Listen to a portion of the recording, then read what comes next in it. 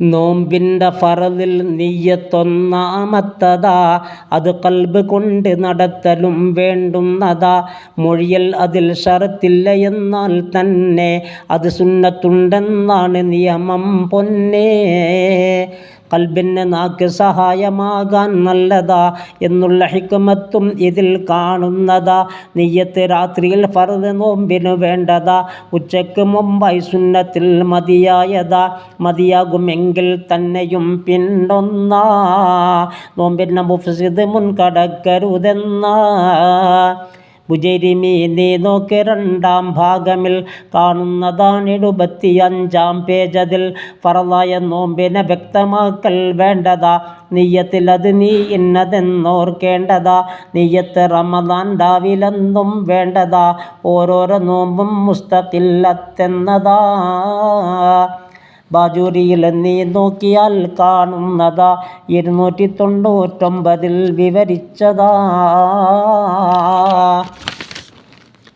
പകലും ഇമാമുൽ അഅ്ലമിൽ മതിയായതാ, ഉച്ചയ്ക്ക് മുമ്പായി കരുതണം എന്നുള്ളതാ. മാലിക് ഇമാം തങ്ങൾക്ക് റമദാൻ്റെ അവ്വലിൽ ഒരു മാസവും പിടിക്കുന്നതായി മതി നിയ്യത്തിൽ. ഇതുപോലെ നിയ്യത്ത് ആദ്യ രാത്രിയിൽ വേണ്ടതാ എന്നുള്ള ഖൗൽ ഇബ്നുൽ ഹജർ പറയുന്നതാ.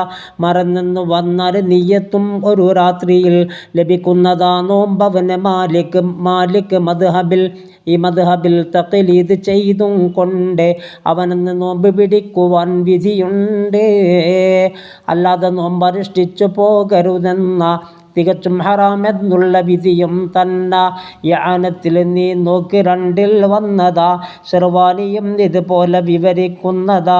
ഇക്കൊല്ലത്തെ റമദാൻ്റെ ഫർദിനെ വീട്ടുവാൻ നാളത്തെ ദിവസം നോമ്പെടുക്കാൻ കരുതി ഞാൻ. ഇത് നിയ്യത്തിൽ ഏറ്റവും പരിപൂർണമാ, റമദാൻ്റെ നോമ്പിനെ വെയ്ത്തു എന്ന തഖല്ലുമാ.